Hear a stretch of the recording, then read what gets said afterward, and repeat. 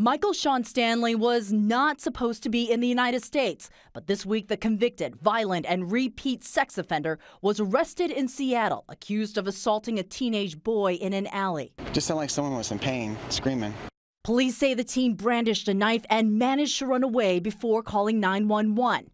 I'll back up to a few weeks ago. Stanley was living in Alberta, Canada, with police monitoring his every move after serving jail time for the kidnapping of 2 boys from a schoolyard in Canada.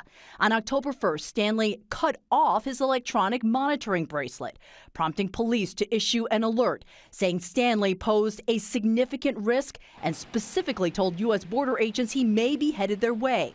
According to the Seattle Times, less than a week later, Stanley entered the U.S. through the Blaine border crossing.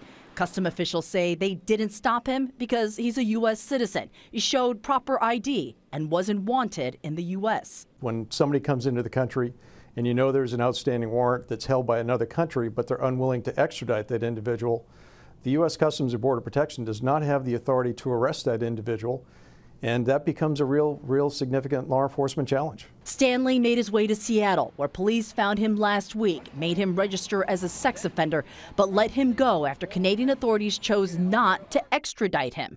Essentially a free man, Stanley himself publicly proclaimed his innocence. I'm not out there committing crime. I'm not raping people. I'm not killing people. I'm not doing anybody wrong. Until early Tuesday morning, when police say that Stanley lured the 16-year-old, gave him alcohol before assaulting him. Going forward, we need to find ways to go ahead and tighten up some of these loopholes and see what we can do to make sure that the country's safer on some of these issues. But until that happens, these things unfortunately will occur.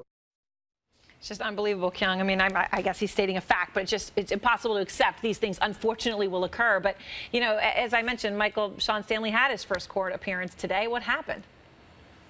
Well, he made his first appearance. It was an arraignment, and Aaron, it wasn't connected to the assault charges of that 16-year-old boy. It was on the harassment charges for verbally threatening a neighbor in that alleyway, this alleyway where all this allegedly occurred. He pled not guilty on that, and he argued, his attorney argued for his release, the judge essentially saying no way, setting bail at $100,000.